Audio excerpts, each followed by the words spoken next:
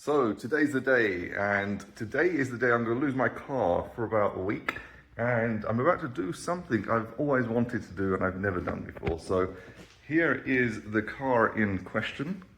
It is a Dodge Challenger SRT8 6.1, and as good as it is, there are a few things I wish it had, and there are a few things I'm sending it into the garage to get done. Now, I'm going to give you a preview of what's going to be going on. I'm recording this video, I'm going to have to wait 7 days to get the car back, and then you'll cut straight to what it is. If I just open up the engine bay and show you the before, then I can show you the after, and you'll be like, oh, okay, I know exactly what's going on. So let me just go and open the car, and I'll show you inside. So, here we are. This is the engine bay. Here's what an SRT8 2009 Dodge Challenger engine bay looks like stock, aside from this aftermarket AFE intake. I didn't put that in, the previous owner did. It's a decent car, it's a decent engine. It is the fastest car I've owned, but here's the problem. This car weighs an absolute ton. So even with 6.1 litres, 420 horsepower, 425 torque, which I think it is, that is sitting there in the engine bay, getting that to the wheels and actually getting the car moving, it's not so great. So I'm going to do something to the engine. I'm also going to upgrade the suspension. So right now it's sitting on lowering springs, but I drive this all year round. And all year round in this part of Canada means driving in the snow as well. So I'm going to be installing new springs as well. So that's a preview of what's coming up. And there are a few other things as well, but I'm going to be doing something really cool with the engine. So let me talk to you a bit about driving the 6-speed SRT8. It's fun.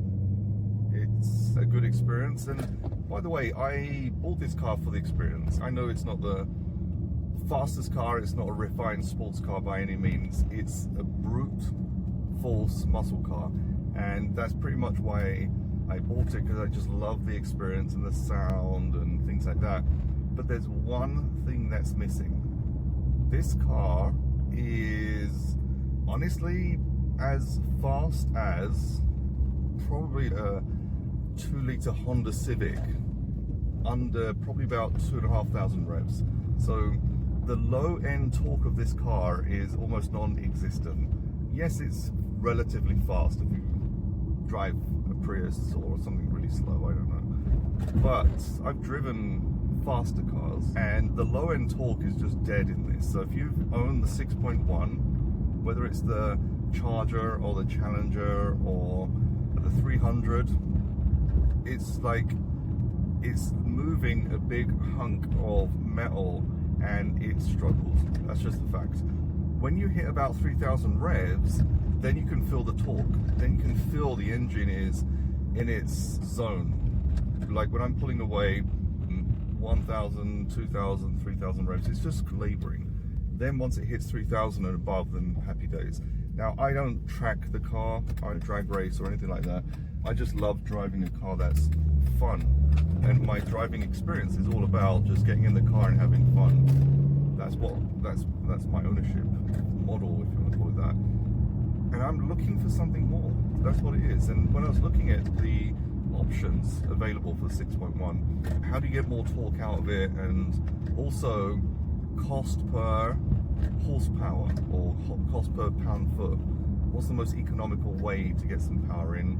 And then when I started to research, I was in forums, I was looking at YouTube videos, speaking to AI and getting ideas of all the different ways that I could get some more kind of low-end torque out of the engine. If you look at mods are smaller relatively in terms of costs, then you could put a few things in like long tube headers, cam, tune, intake, things like that, and that will add, I don't know, 60 horsepower, 80 horsepower, 100 horsepower. But then if you want more, then you're going to have to build on top of that. So then I looked at that and I thought, do I want to then just go down the forced induction route? And if so, what do I want to do? Is it going to be, for example, turbo or super? And I looked at both, and the turbos didn't fit my goal, which was instant low end torque. Yes, there are ways around it, I'm sure, but generally speaking,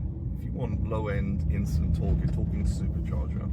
So then I looked at superchargers, and there are a whole range of different ones there as well. The one I ended up with was really designed exactly for what I want. Plus, when I looked at the options, there was only really one that came with the supercharger whine. Now, people have said it's not really that loud, the whine that comes with it. I don't know, I've never driven a car with that particular supercharger, but all the other parts of the supercharger definitely met what I was after. So I'm driving the car now to the garage. They will have it for 7 days or so. It might be more, it might be less.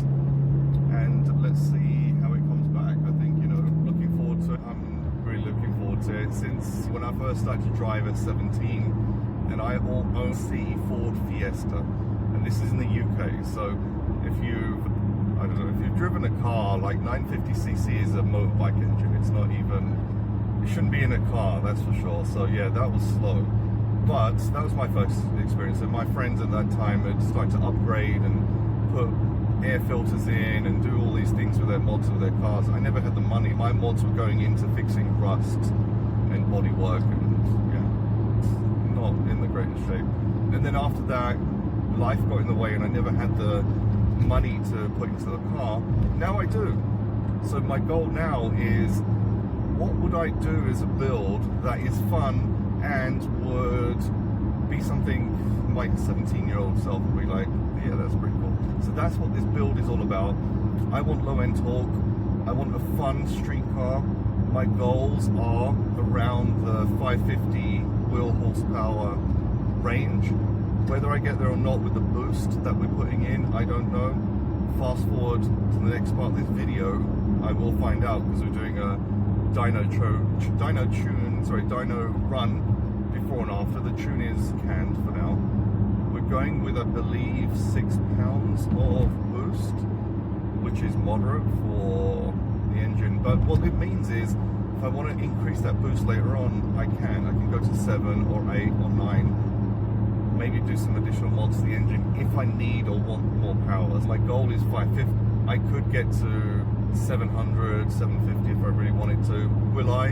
I'm gonna say no right now, but anyone that's done kind of car mods will know when you start, it's very hard to stop. I've spoken with the garage about this as well, because I'm gonna get the supercharger installed. We talked about other mods as well. Twin clutch, or dual clutch, for the headers, new exhaust. I do have a Corsa Sport catback minus the mid muffler because it's very quiet, but other mods may be on the way. But right now I just want to get the supercharger in, getting the coilovers put in, a few other things as well on the other side, and then we'll see how it goes. So that's my long video. Don't know how much of that will get edited in or out, but I'm about to drop the car off and we'll see what comes out on the other side. Right now it is a fun car. Is it going to be even more fun when it gets back? I 100% know it will, and I'm looking forward to it.